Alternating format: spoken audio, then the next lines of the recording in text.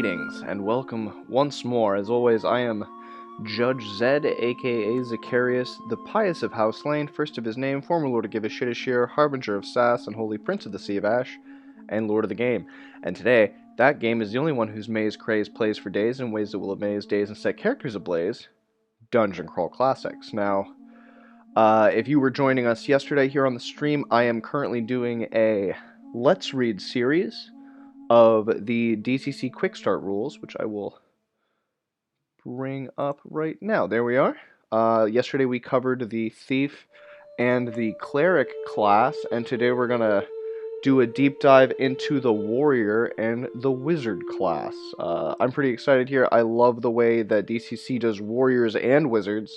It's taken two very diametrically opposed classes and made them way more interesting and fun to play at the table. So, let's just jump right into it with the Wizards. No, I'm sorry, with the Warriors. Warriors include any type of professional fighter, including a mailed knight on a king's errand, a greedy brigand loyal to no man, a wild bearskin wanderer with an empty stomach, or a stout man-at-arms armored by a merchant's gold. Of all of the classes, Warriors have the best attack bonus, the highest hit points, and the most potential for extra attack actions, which, that is pretty standard fare for your fantasy role-playing games. If you've played any of them, you're probably familiar with this flavor of Warrior. Please excuse me while I fix that. Alright, cool. Hit points. Warriors gain a d12 hit points at each level. It's the highest one of any class. Weapon training. A warrior is trained in the use of all of these weapons. Battle axe, clubs, crossbow, dagger, dart, flail, which I think that, the F there got deleted somehow. It says ale, but you're trained in ale as well. Hand axe, javelin, lance, longbow, long sword, mace, polearm, short bow, short sword, sling, spear, staff, two-handed sword, and warhammer. Warriors wear whatever armor they can afford. You're trained in all armor types. Warriors can follow one of several paths based on their alignment, which in turn affects their title and career path. That means next to nothing in terms of the game. Your title is just kind of like what you're known as. Like if you're a lawful warrior, you're going to be like a hedge knight or something. But if you're a chaotic warrior, you're going to be like a brigand at level 1. Like that's just going to be what you're known as. Or like a thug or something. Just based on what your, your character archetype, basically. Attack modifier / D die. This is super interesting. This is what makes the class so much fun to play. Unlike other classes, warriors do not receive a fixed attack modifier at each level. Instead, they receive a randomized modifier known as a deed die. At first level, this is a D3. The warrior rolls this D3 on each attack roll and applies it to both his attack roll and his damage roll. On one attack, the die may give him a +1 to his attack roll and damage roll. On the next attack, the die may give him a +3. The warrior's deed die increases with each level of experience gained. So the deed die gets bigger and bigger, and it gives you a variable bonus to your attacks. It could be a 1. It could be very, very much higher than that, and that also goes to damage.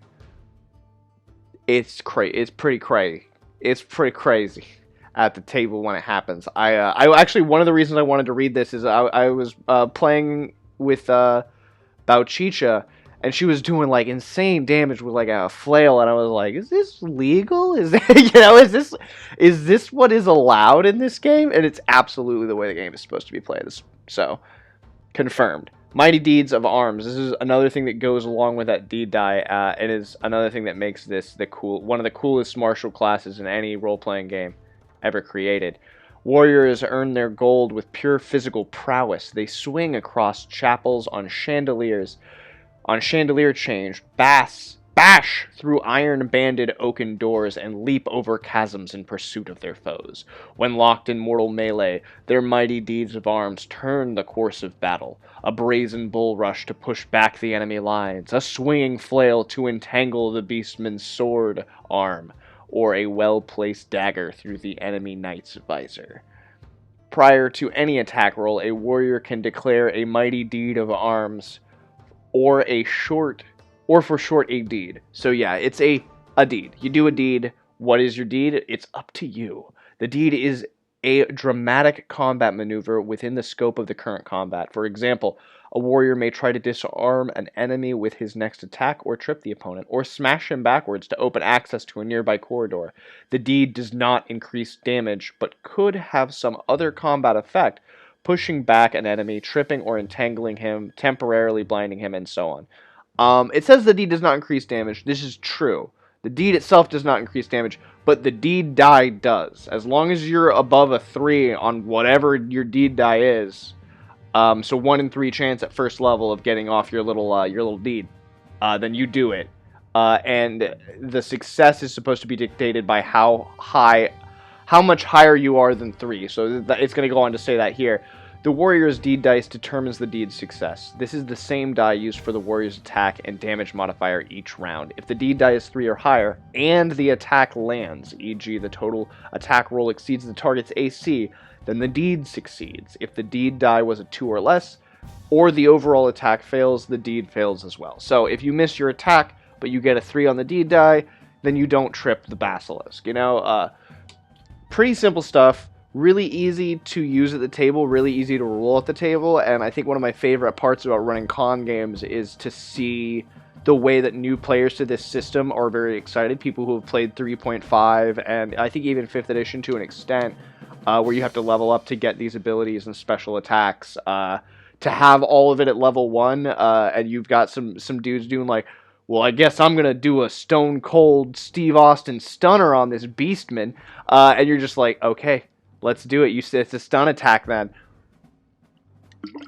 They'll be diving off of, anything they can climb up on to jump down on somebody and do a mighty deed. It's really incredible.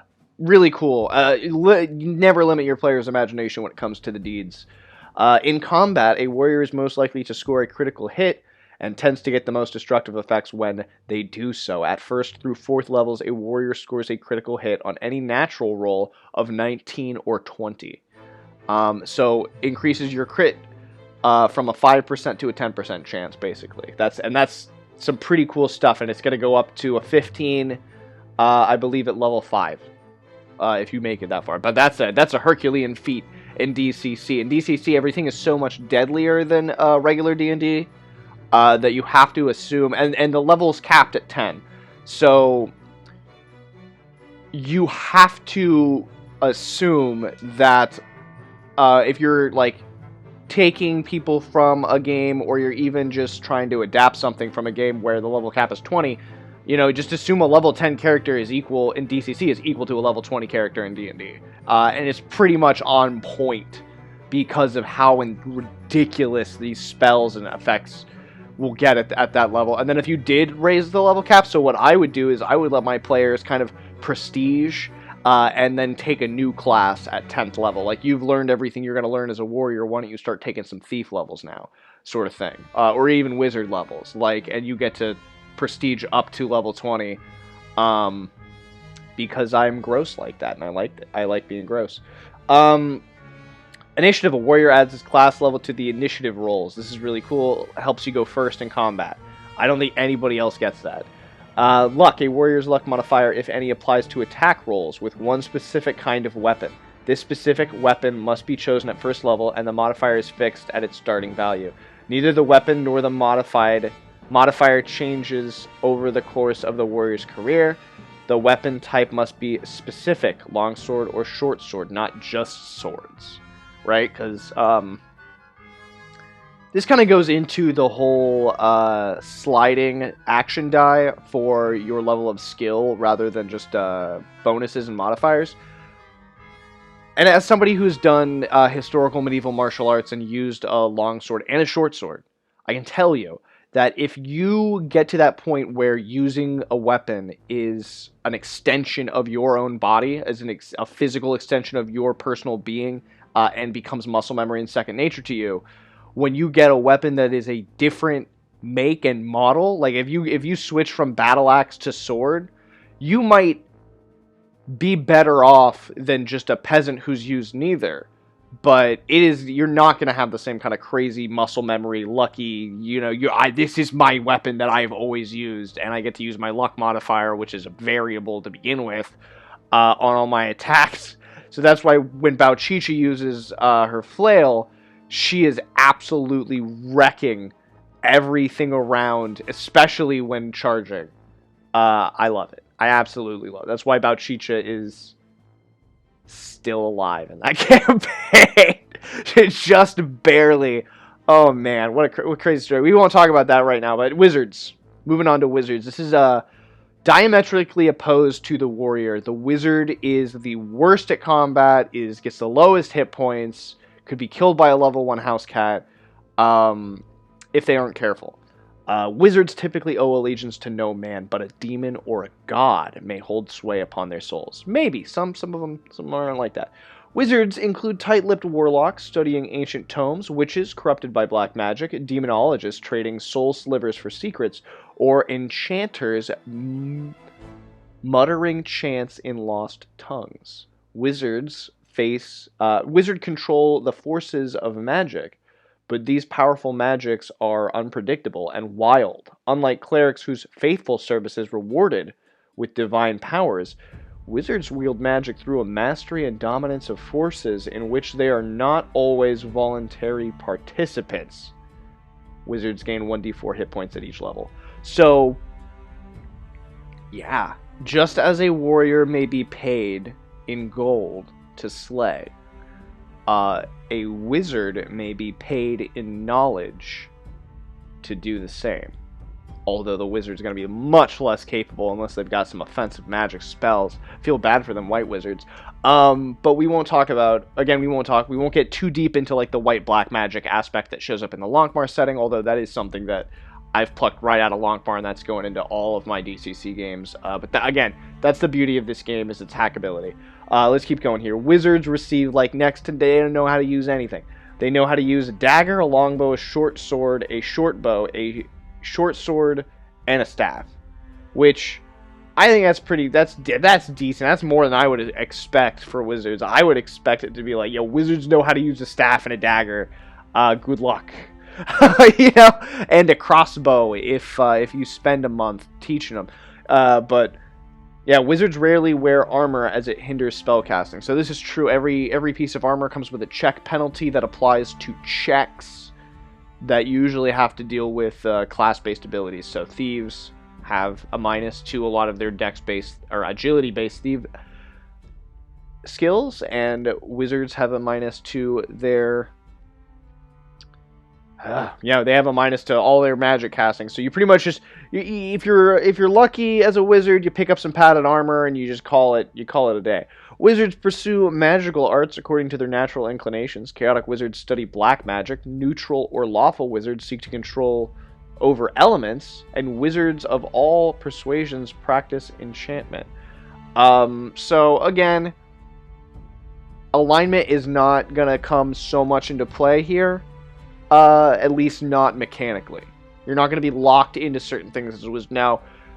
In certain campaigns, if you are going to use the Longmar white-black magic subclass kind of deal, maybe it would matter. Maybe you'd want to be a lawful or neutral if you're going to be a white wizard, and if you're going to be a black wizard, maybe you'd want to go chaotic or even neutral. I don't know. Heck, I could see a lawful black wizard. That makes sense, you could be lawful and have some offensive spells here, some spells that do some damage, cast magic missile as a lawful wizard. Seems like something Gandalf might do. I don't know. Although Gandalf did not really have many offensive spells. You got to remember in the films, I think the closest thing Gandalf really had to an offensive spell, if I remember it, was he definitely has the spell Shatter, because he breaks the rock with his staff to pour sunlight down on the trolls in The Hobbit, and he breaks the bridge in Khazad-dûm to cast down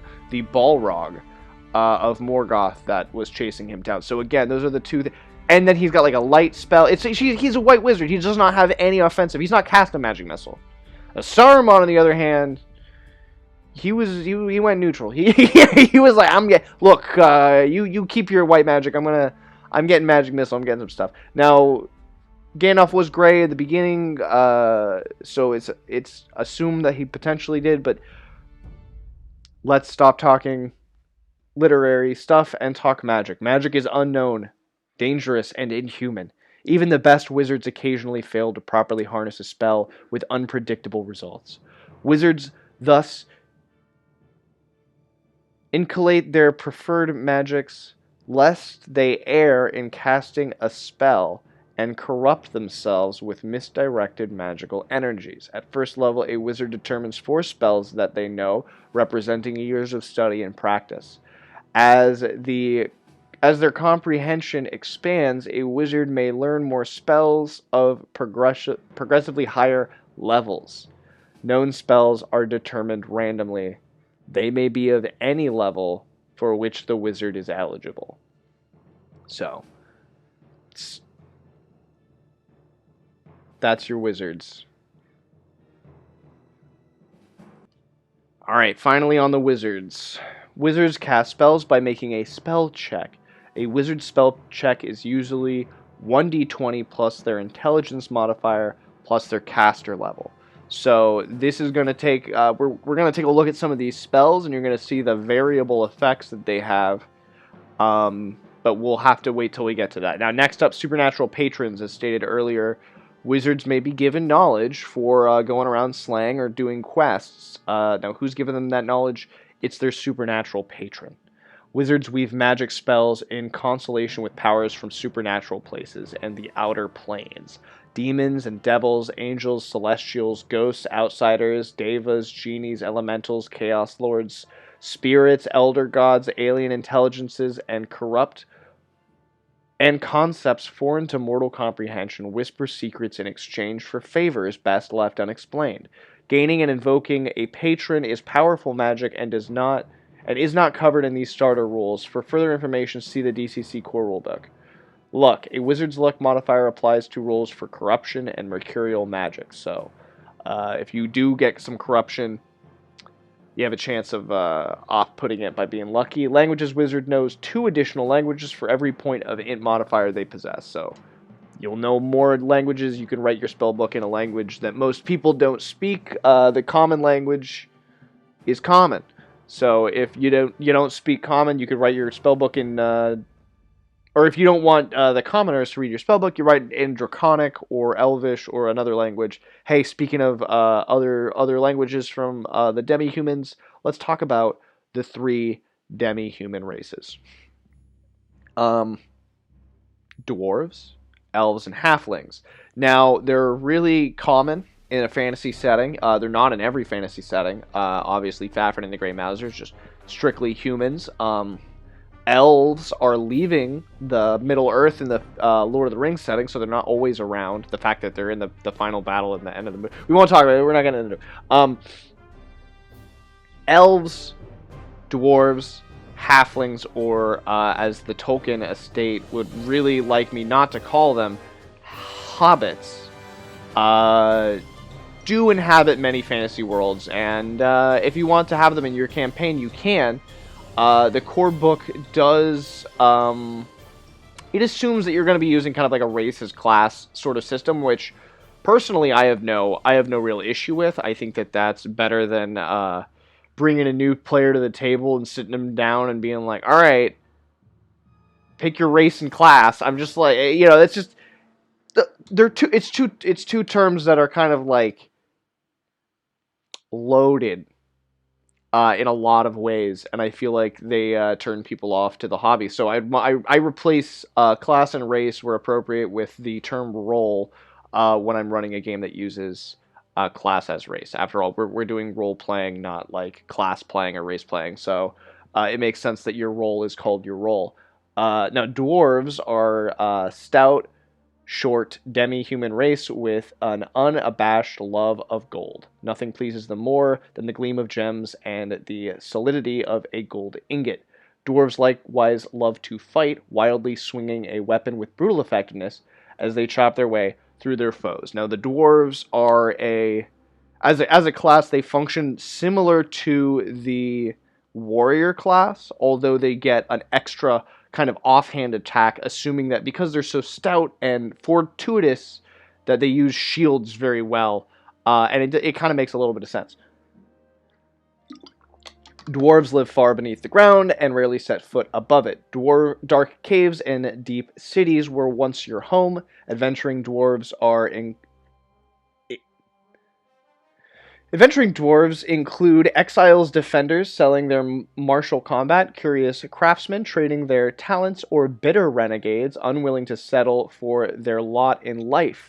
You are an object of suspicion to surface worlders as well as other dwarves. Dwarven societies are rigidly ordered and prescribed with clearly defined roles and responsibilities bound by the Byzantine rules of age and occupation.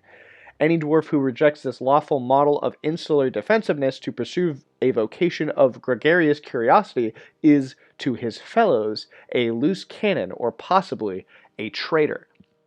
So, and I think this is very interesting. There is very little context for the things that take place in the fantasy world of Dungeon Crawl Classics.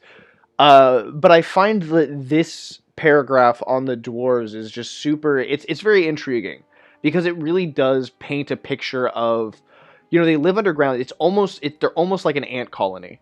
If you've ever seen the DreamWorks movie Ants. Not A Bug's Life, Ants. Different stories here. It's kind of similar to that. Even a bee movie to a lesser extent. Like it's a dwarven society is almost like an insect colony where there's like this one leader, and everyone's working to serve that one leader's goals and to protect the colony. And it doesn't. I mean, the comparison isn't hurt by the fact that dwarves live exclusively underground, much like ants. Now. These are kind of like Tolkien dwarves, but they have a bit of they have a bit more stoutness, I would say, than maybe some of the Tolkien dwarves, and they also have some other abilities that are a little bit different and very at least intriguing. So the dwarf gains a D10 hit points at each level, second best after the warrior. Again, the dwarves and warriors are very similar, but different and distinct in their own right. Weapon training: dwarves prefer to battle with a weapon and shield. Dwarf is trained in the use of these melee weapons: battle axe, clubs, dagger, hand axe, long sword, mace, short sword, spear, two-handed sword, and warhammer. A dwarf is also trained in these missile fire weapons: crossbow, javelin, shortbow, and sling. Dwarves wear whatever armor they can afford. So again, dwarves, they'll wear whatever armor that they can get. They are trained in all of it. But they do favor one-handed weapons over two-handed weapons, although they are trained in a few different two-handed weapons. Not pole arms, though, which I find slightly interesting. Dwarven life, and I don't think spears? Was spears on here? Oh, it is spear. Okay, yeah, because spear and shield, I feel like when I think of a dwarf, for some reason, I think that there was like a little statue I saw one time of a dwarf with like a spear and a shield and like a little iron helmet just like all squatted down, like just ready to like jab at you, stab at you, and bash you with the shield. That's what I think of when I think of like a dwarven defenses. But for the most part, they're not going to go off and become adventurers. They're going to protect the hive. They're going to protect the colony. Although they will sometimes send diplomatic missionaries. Missionaries, is that the right word? I feel like it's not, but I'm having a hard time coming up with a better word to teach or to make connections in order to grow trade. I use a lot of Dwarf Fortress lore to inform the dwarves in my world, as well as the old Tolkien trait of female dwarves having beards sometimes, more often than not, I would say, if they're living within the colony. And a ton of other radical biological changes that I put on these dwarves to kind of make sense for some of the other ways that they're different and how they're not just like short, stocky humans. They're very, very different.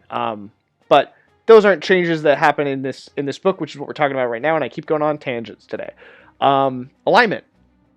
Dwarven life impresses lawful behavior forcefully. A dwarf who rejects this must have a good reason. Adventuring dwarves of a lawful alignment are typically agents of their native governments sent to spy.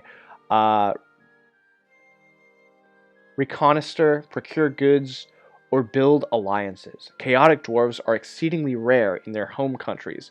Death or exile is their natural fate. Neutral dwarves adventure to learn of the world, a rare personality trait in this solipsistic race. Mighty Deed of Arms. Dwarves have a military heritage that glorifies martial prowess. Like warriors, they can perform mighty deeds of arms in combat.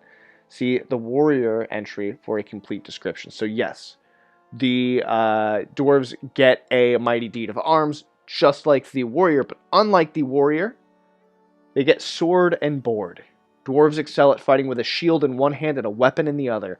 When fighting with a shield, a dwarf always gains a shield bash as his second attack. This shield bash uses a d14 to hit instead of a d20. The dwarf adds the d die to this number, as with all attacks, and can attempt mighty deeds of arms involving the shield as well as his weapon. The shield bash does 1d3 damage, but when you start adding that mighty deed to it, things do change. This is a good tune. Infravision. A dwarf can see in the dark up to 60 feet. Infravision is a great way to put this, because dark vision doesn't... It's not specific enough. It's never been, and I'm tired of having the argument of, but I have dark vision. It's like, no. You have infravision. You see heat sources in the darkness. Shush. Shush your mouth. You get, yeah, it's a hallway, but you don't see past 60 feet, and you only really see light sources because it's infravision, so shush your face. Slow. A dwarf has a base movement of 20 feet as opposed to 30 for humans. Also kind of makes sense. They're squatty. Gimli was a little bit slower in the party in Lord of the Rings, so it makes a little sense to kind of like nerf them a little bit. But once he gets up there, he's bashing you with the shield, he's stabbing you with it, he's doing mighty deeds, he's deadly, very deadly. And it seems like the smaller the demi-human race in this game, the deadlier for some reason, which I personally love. Underground skills. Long life beneath the ground trains dwarves to detect certain kinds of construction. When underground, dwarves receive a bonus to detect traps, slanting passages, shifting walls, and other new construction equal to their class level. Additionally, a dwarf can smell gold and gems. A dwarf can tell the direction of a strong concentration of gold or gems within 100 feet. Smaller concentrations down to a single coin can be smelled but require concentration and have scent ranges as low as 40 feet for a single coin or gem. So this is actually pretty interesting. I think this is a more detailed write-up than was in the original rulebook that I got. But I find it really interesting that like, it does make sense. Like, if you are, a species that evolved specifically underground, to live underground and to, like, find certain kinds of minerals and certain, like, to be aware of, in the same way that, like, humans are aware, like, you kind of get, if you're in the woods and you get, like, a feeling like something's watching you, like, I personally have a belief that comes from, like, that's deep, that's, like, deeply ingrained. That's, like, in the same way that, like, generational trauma exists, I think that, like, a generational, like, understanding of certain, like, locations or feelings can exist. I just get a very, but then again, like, maybe it's just because I love being in the woods. It could be a number of things, but I feel like if you're a dwarf, if you grew up underground and you grew up around an environment where cave-ins or cave collapses could not only just kill, but could cut off your community from the other communities in a way that could leave everyone starving, like, it is imperative that you understand stone as a human would understand the above ground world. So I actually do really like these rules. I don't always understand how I'm supposed to receive a bonus to detect traps and stuff equal to their level. So yeah, if they decide, if a dwarf decides they want to try to detect a trap, they get their intelligence bonus plus a d20 roll plus their class level as a dwarf. So dwarves can be helpful as thieves in a sense as well, especially if you're underground. Luck. At first level, a dwarf's luck modifier applies to attack rolls with one specific kind of weapon, just like the warrior. not e.g. longsword, not just swords. Just as a warrior does, this kind of weapon must be chosen at first level, and the modifier remains fixed over time, even if the dwarf's luck score changes. Interesting.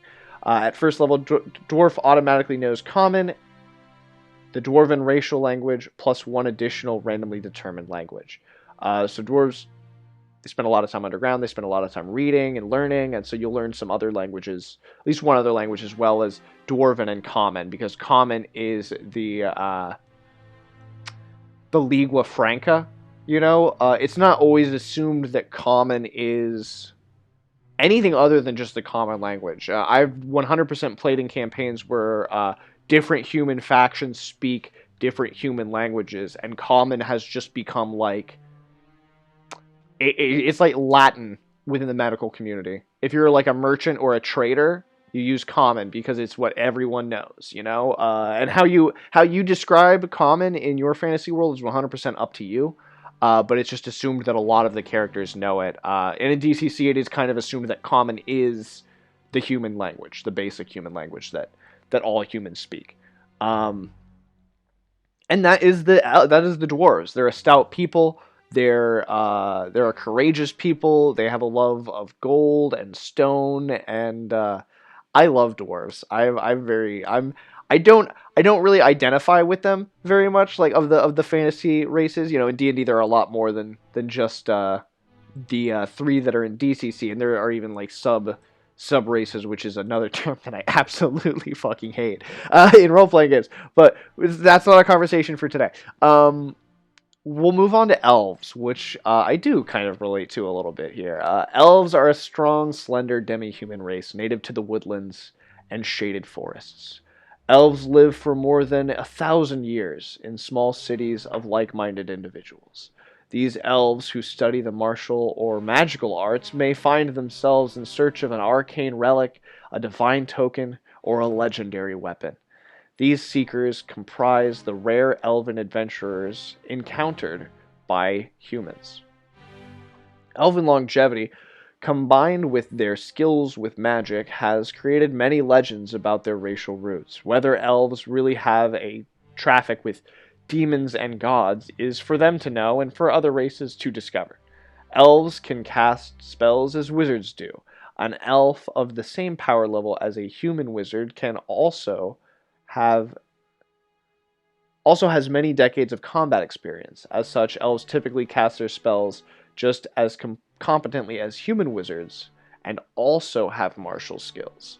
So elves have a little bit of martial abilities, but they also have magic. So your spell swords are your elves. On top of having, like the dwarves, ability to smell gold and sense things underground, elves have some racially specific abilities that are specific to their biology. So we'll keep going here.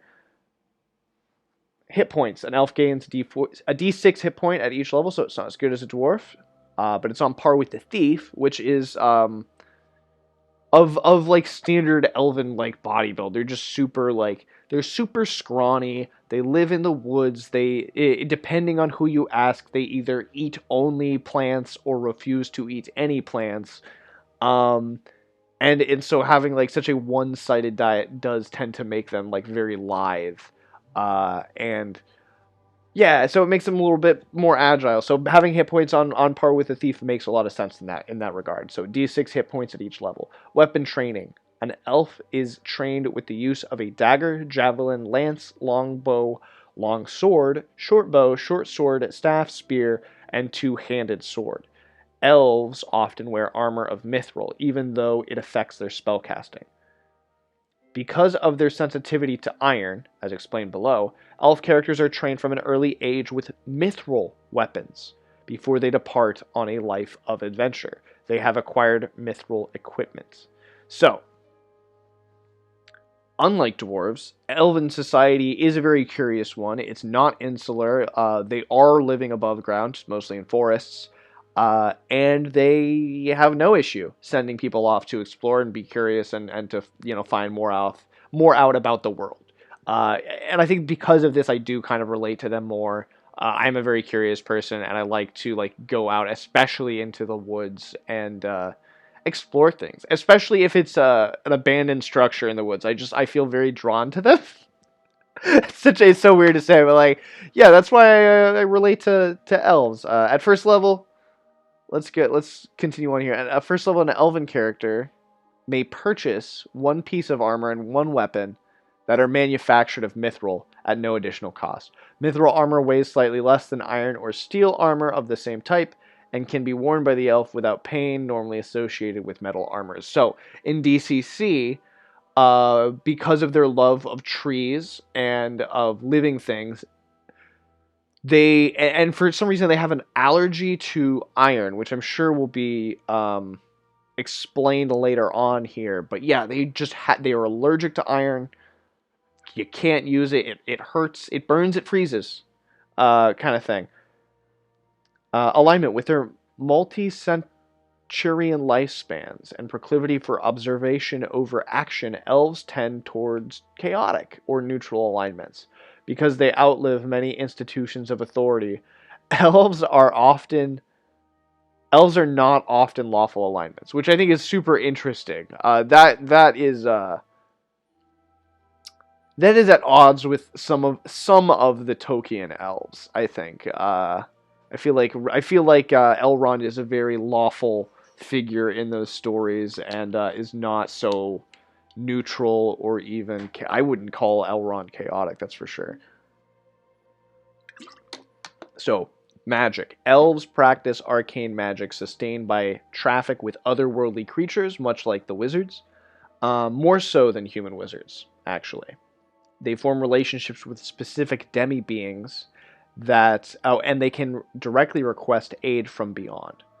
Where a human wizard may cast a spell to summon a demon a few times in his life, an elf may converse repeatedly with the same demon so many times over so many centuries that long-term arrangements become feasible. All elves have one or more extraplanar patron who sustains their magic.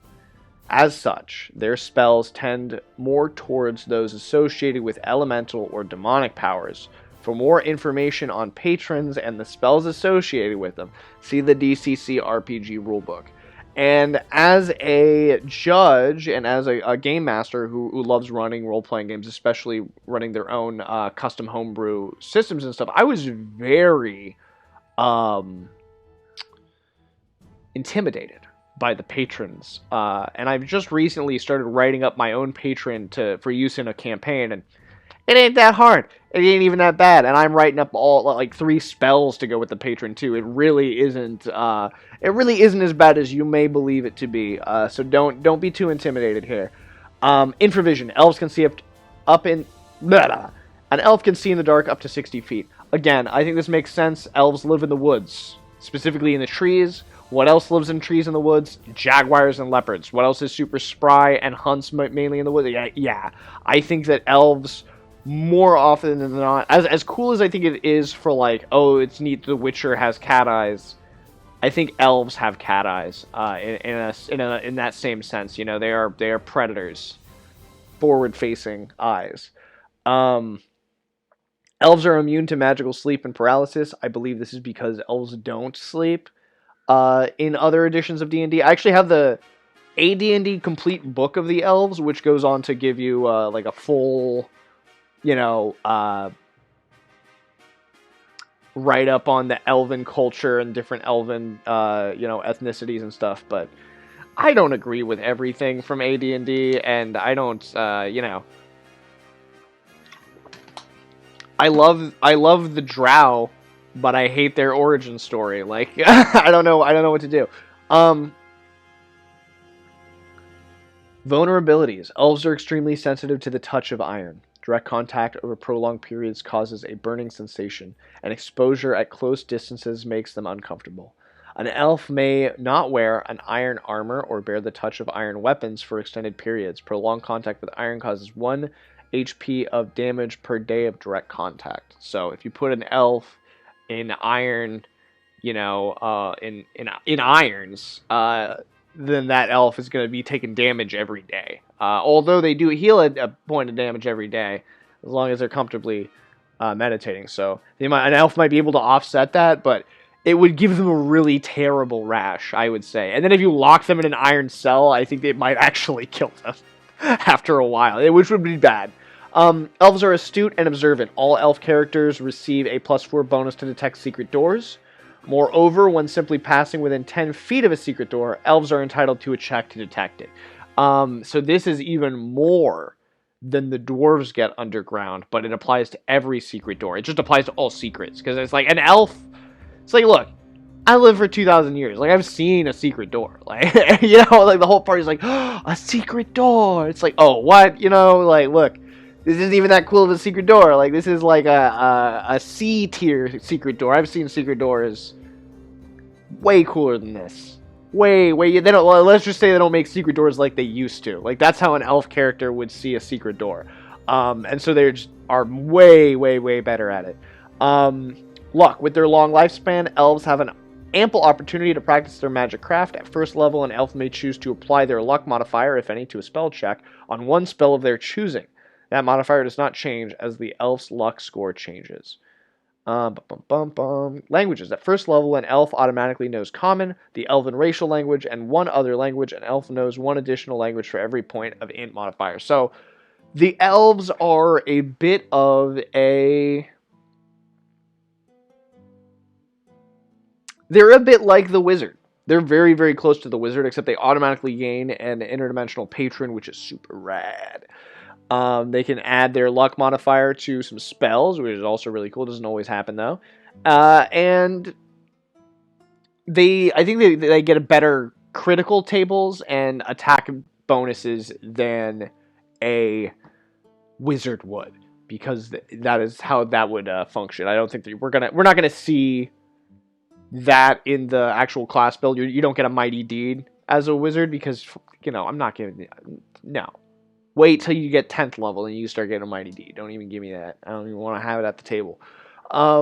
Moving on to halflings. Now this one, I always really consider myself like, if I was a fantasy character in D&D, I would be a half elf that lives with halflings.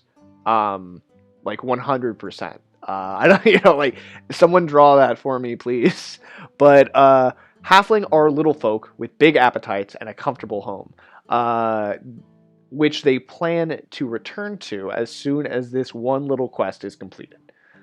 The taller races might enjoy hunting for gold and glory, but all halflings ask is a full stew pot, a cozy home, and a pleasant conversation for tea time.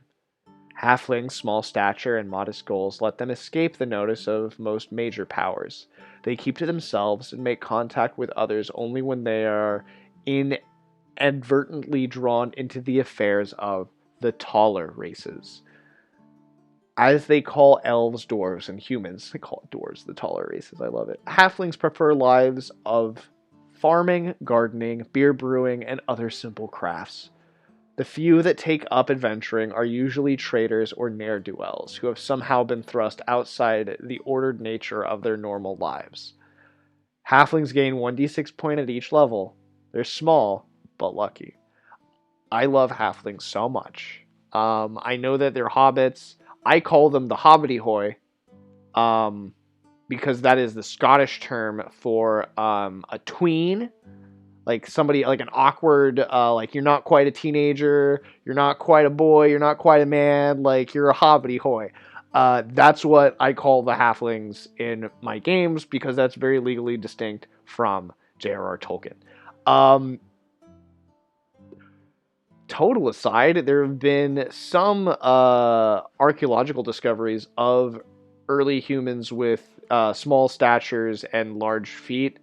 And the archaeologists who discovered them did coin them as the term hobbits, and then a U.S. film company tried to make a movie about the hobbits, because they were the coined term, and the Tolkien estate immediately sued them. Tolkien has the rights to hobbits. You can't say hobbit, but you can say hobbity-hoy, you can say halfling, you can say little folk. There's tons of things you can say. Rather than the thing that will get you, demonetized and sued. They are very lucky, just like in Lord of the Rings. Gandalf's like, we have 13 people in our party. That's why we need a halfling, so that we're at 14, and also so that They're lucky. You know, they're super lucky. We need one. Come on, let's go. Halflings prefer battle with a weapon in each hand. A halfling is trained in the use of club, crossbow, dagger, hand axe, javelin, short bow, short sword, sling, and staff. Halflings usually wear armor because it's much safer, you know? So cute. I love that because it's much safer, you know? Such a halfling way to say it. Yeah, they're super deadly with the two-weapon fighting. We'll talk a little bit about that in a second. Halflings value community, family, and kinship. They're usually lawful or at the very extreme neutral. Chaotic and evil halflings are extremely rare, but not unheard of. I added the not unheard of part because we're gonna have some chaotic and evil halflings show up. It's gonna happen. But yeah, most likely just neutral. Like, you know, a thief, a burglar as a halfling, it's not gonna be necessarily like a Robin Hood type, but it's definitely gonna be like, look, I'm gonna knock over this like alchemy shop. We're gonna take some alembics and some like decanters, and I'm gonna sell them to some people who are willing to pay top dollar for alchemy equipment that doesn't have like a paper trail. So I'll make some good money. I can come home. We'll fill the stew pot. We'll plant some pumpkins. We'll have a good time. But you know, we'll go on a wee adventure. You know, to sell this stolen alchemical equipment. Neutral. Not quite evil. Now, two-weapon fighting. Halflings are masters at two-weapon fighting. When using two equal-sized one-handed weapons, a halfling can effectively dual-wield these weapons in combat using a D16 die instead of the normal D20. When engaged in two-weapon fighting with matched weapons, a halfling will automatically achieve a critical hit on a roll of 16. Additionally, the dual-wielding halfling only fumbles if both D16 rolls come up as a 1.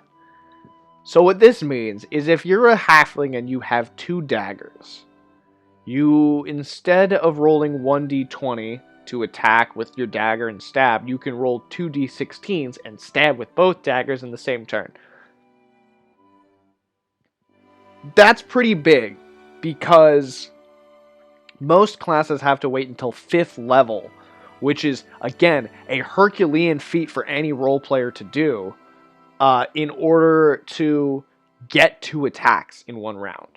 And even then, it's not as good as this. Only halflings, only halflings and people with like 18 agility get this kind of two-weapon fighting in this game, which is amazing. Infravision. Halflings dwell in pleasant homes carved in the sod beneath hills, as such, halflings can see in the dark up to 30 feet. Infravision, 30 feet, not the 60 feet like the other two get, but because they do kind of live underground, you know, it's argued that, you know, they get some dim light bonuses. Halflings are 2 to 4 feet tall, with the stoutest among them weighing no more than 70 pounds. The small size allows them to crawl into narrow passages and through tiny holes too small for other races. Stealth. Halflings are quite good at sneaking around. They receive a bonus to sneaking silently and hiding in the shadows, depending on their class level. So that is halfling so far. Let's see if we have anything else here. Yes, slow. And then we'll go over this equipment. Slow. Halfling has a base movement speed of 20 feet as opposed to 30 feet for humans. Good luck charm. Halflings are notoriously lucky. They gain additional bonuses when expanding luck. First, a halfling doubles the bonus of burning luck. For every 1 point of luck expanded, a halfling gains 2 points of luck to spend. So, what does that mean? You burn 1 point of luck, you get +2. Everybody else gets a +1. You get a 2 to 1 on your luck burning ratio because you're a halfling. It's not as good as a thief gets, but you can burn it for other people. A halfling's luck can also rub off on those around them. A halfling can expend luck to aid their allies. The ally in question must be nearby and visible to the halfling. When burning luck for another character, the halfling can act out of initiative order. Gross. I love it. Unlike other classes, halfling recovers lost luck to a limited extent. The halfling's luck score is restored each night by a number of points equal to their level. This process cannot take his luck score past its natural maximum. So you start off with a luck maximum, and you can never go above that. That's how I do it. And that's how the rules say to do it. Note, if a party contains more than one halfling character, only one of these characters may function as the lucky halfling, in aid of other party members for the body of one adventure session. Luck is a fickle thing governed by gods and game masters, and players would do well not to attempt to manipulate the spirit of this rule. At first level, Halfling automatically knows Common, Halfling racial language, plus one additional randomly determined language. Halfling may also know one additional language for every point of int modifier. Cool! So, yeah, Halflings are dope as hell. You should have one in your party. They're really good at stabbing. They're great at sneaking. They're not as good as like finding secret stuff as some of the other ones, but they can burn luck for you out of initiative order. Please save my life with your 2-to-1 luck burn, you sexy little hobbit. So let's move on to the equipment section here. The tables on the preceding page show the cost of weapons, armor, and equipment. Starting characters and peasants are serfs who've never held a gold piece in their own hands. Their limited wealth is rarely maintained in coinage. Usually it takes the forms of hides, grain, implements, garments, meat, and other trade goods associated with their profession. Starting gold. Here we go. We're going to do this real quick. All level 0 characters start with 5d12 copper pieces, a weapon from their level 0 occupation, and some form of trade goods. The plate mail and sword of a noble knight costs more gold than a level 0 character earns in a lifetime. The only hope of wealth is a life of adventure. Thus, a character's spending is likely to be light until they advance in level or has sacked that first dungeon.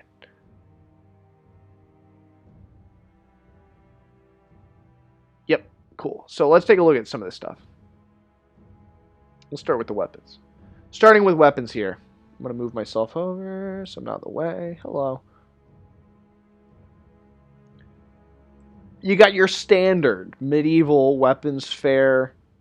You've played your games. You know about the battle axe. You know about the blackjack. You know about the blowgun. Let's talk about some of this other stuff here. Why is it that a blackjack does 1d3 times 2d6 damage, and why does it have 3 asterisks next to it and a cross? Well, the damage differential is a blackjack does a d3. What is a blackjack? Also, a sock full of pennies is a blackjack. So I have been taught in my life. I don't know. Yeah, don't ask me why I know this. But yeah, it's a thing for whacking someone in the back of the head with to knock them out real quick. If you bash someone in the face with it and they know you're going after them, it's probably only going to do a D3 damage. But if you get the drop on somebody, like literally you drop off of a roof, you're going to do 2d6, which is a damage range between 2, instead of a damage range between 1 and 3 points, it's a damage range between 2 and 12 points, which is incredible. The blackjack also, these weapons are particularly effective when used with the element of surprise. A thief who succeeds in a backstab attempt with one of these weapons uses a second damage value instead. All other classes and all other thief attacks use the first value. So whilst this, I sometimes allow other people to attempt a backstab, but it's just harder for them to do it. I'll decrease their damage dice or whatever, especially if they're not trained with the type of weapon. So blowguns, similar. You get your range increments here, short, medium, long range. Certain weapons will do damage as they're, a dagger can be thrown, basically. And if you're throwing a dagger, you can add your strength modifier to the damage if it's close enough. Garrote has the best damage range of 3 to 12 of anything in the weapon, is another sneak weapon. Hand axe you can throw, javelins you can throw. Longbow's got the best range. Short bow comes behind a sling for some reason. That's actually kind of funny. Wow, yeah. Strength modifiers apply to this weapons at close range only. So certain weapons only at close range, and then certain weapons inflict double damage on a mounted charge, like the spear and the lance are the only two. So double damage of a d12, max damage 12 times 2, 24 damage. Pretty good. Add your mighty deed and all that to it, and yeah, you could really do some serious damage with a mounted charge. But so few of my players ever buy horses. I want to use my horse rules in the game, and I can never do it. Ammunition, pretty standard. Cost in GP. 30 sling stones cost 1 GP. Keep that in mind.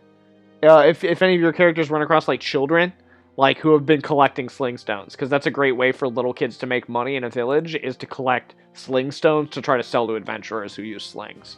And how your adventurers deal with those kids is always fun. So here's the equipment table, which we talked about in the last video. You roll a d24 to randomly determine one piece of equipment for your level 0 characters. This is random, and I think that that's great. Some of this stuff is awesome. That's worth like 25 GP, like a holy symbol or a vial of holy water. How your peasants got a hold of that, I don't know.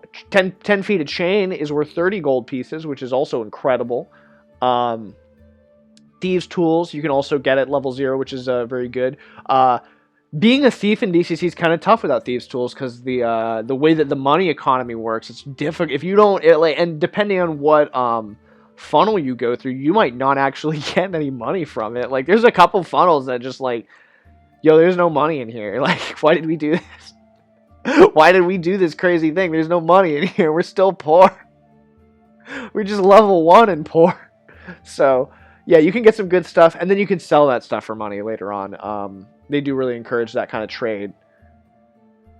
Holy water does damage to undead. When ignited or thrown, oil causes 1d6 fire plus DC 10 save reflex to suffer 1d6 each round.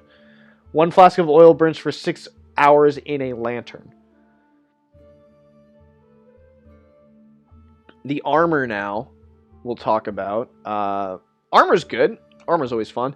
Unarmored gives you 0 AC bonus. However, there's rules within Lockmar for warriors who are unarmored, like Conan the Barbarian, to apply their agility bonus to their AC as well, which I think, that makes sense. Or was it their strength? I can't remember what it is. You get to maybe double your agility bonus if you're not hindered by any armor. Maybe that's what it was. You double your agility bonus, so you can get up to like a 16 AC while you're unarmored, just from agility alone.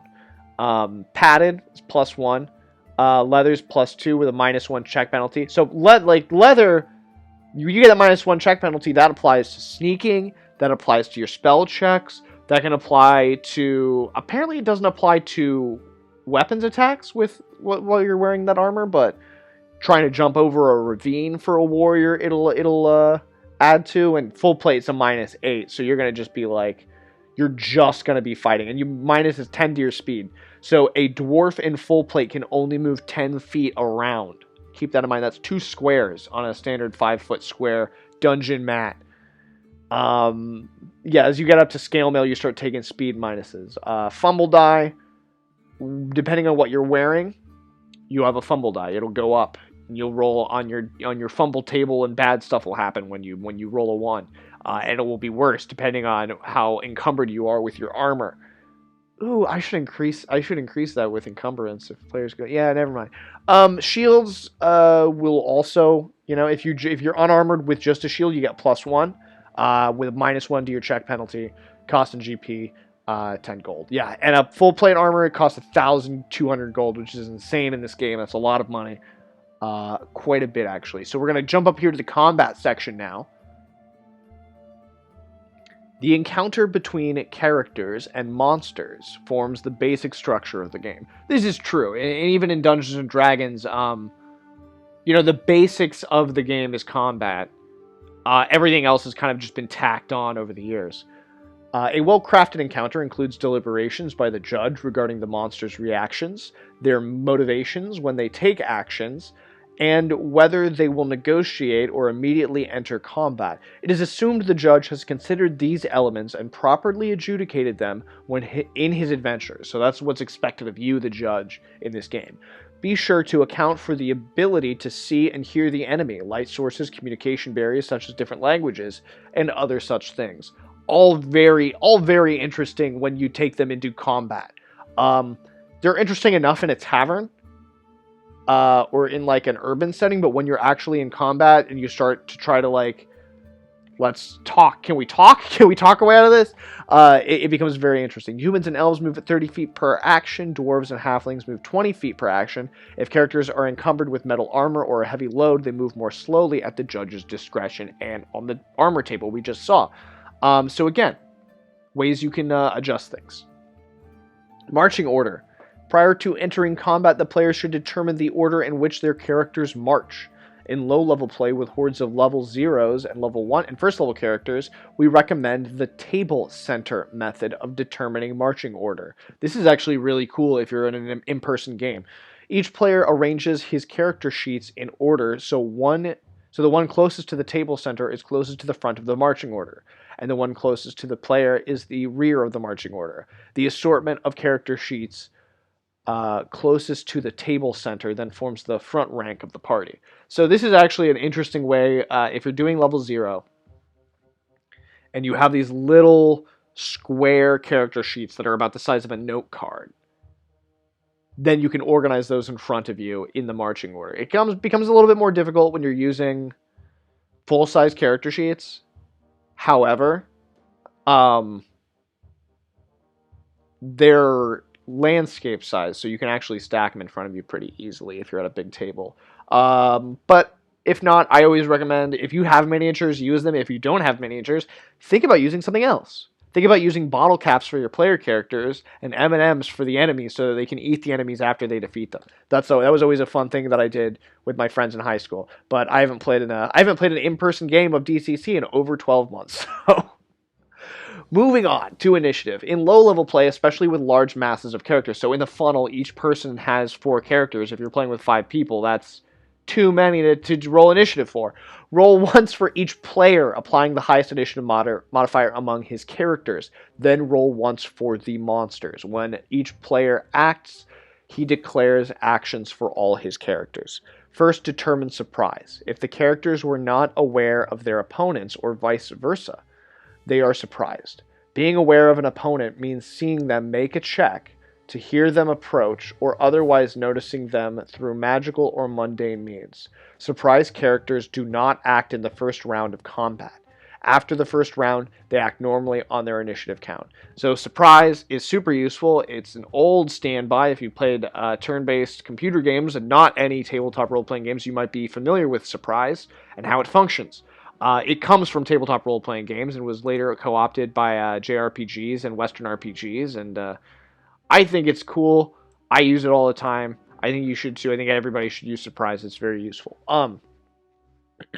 Yeah, and so if your party is surprised, they don't get to go during the first initiative count. It's just the enemy's initiative count. The enemy acts, the surpriser attacks the surprisee, and then the surprisee gets to roll initiative after that. An initiative check is conducted by rolling a d20 and adding the appropriate modifier, agility modifier, and for warriors, class level. The highest initiative roll goes first then. Next highest, and so on. Ties are broken by highest agility score, then by highest dice. A d16 is used instead of a d20 for characters wielding two-handed weapons. Initiative is rolled once at the start of encounter, not each round. So yeah, keep in mind, if you're using a two-handed sword, you're going to roll a d16 for initiative, even as a warrior with that bonus. It makes sense. It takes you longer to swing your sword. Someone with a dagger is going to stab you in the stomach before you can, you get stabbed once before you can do that. I'm sorry. Different ways of doing initiative. I'm just going to throw these out. This is not in the book. I'm throwing it out there. Some judges will have monster initiative and player initiative and just have like one roll for each group, and just usually a naked d20 roll or the highest agility modifier. This is a really quick way to do it, but I feel like it limits some of the strategy involved with the combat order.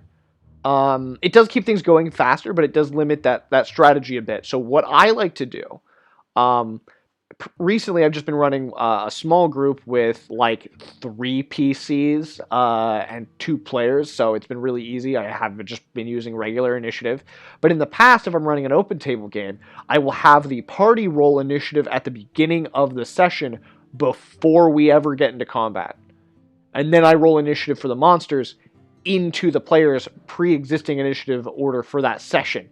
The players never roll initiative again, and I just roll for the monsters. So it does cut that time in half, and it does allow for a stacked battle in which people go in different orders. And it also gives the players an idea of what order they're going to be going in combat from the get-go, from the beginning of the session. So that can be really fun. Other ways you can do it, you can roll initiative before you even run the session. You can roll initiative for your characters before they show up to the table and it's all off-screen. You can do a whole, there's millions of different ways you can handle initiative, but I will say that initiative, even in the OSR community, has become a sticking point, more or less, where it's like people aren't really sure how they feel about it exactly. Some people use simultaneous initiative. Some people use like action-based initiative, like spellcasters and or ranged attacks go first, followed by like martial stuff, and then spellcasters go last. Like it really it depends. It depends on what you want at your table and how you want to run it, and what you think works good for you. And there is where we're going to take a quick pause. I will return tomorrow with the rest of the combat section in the DCC Quick Start rules. I hope that this video series has been illuminating for those of you who haven't played DCC before. Maybe you haven't played any tabletop role-playing games before. Maybe you've never even played a JRPG before. I hope that this has been illuminating for the hobby. And maybe getting you a little bit interested in trying these rules out for yourself. Again, they are available from goodmangames.com for free right now during the unfolding of health events. So I thank you very much for watching. As always, please like, comment, subscribe if you're on YouTube. Thanks for the follows if you're on Twitch. As always, I've been Zach Lane, Zach Lane, aka Judge Zed, aka Zacharias the Pious of House Lane, first of his name, former Lord of Give a Shit, a Sheer, Harbinger of Sass, and Holy Prince of the Sea of Ash, and Lord of the Game. And today that game has been the only one whose maze craze plays for days in ways that will amaze days and set characters ablaze. Dungeon Crawl Classics. Have a great week at the table, everybody.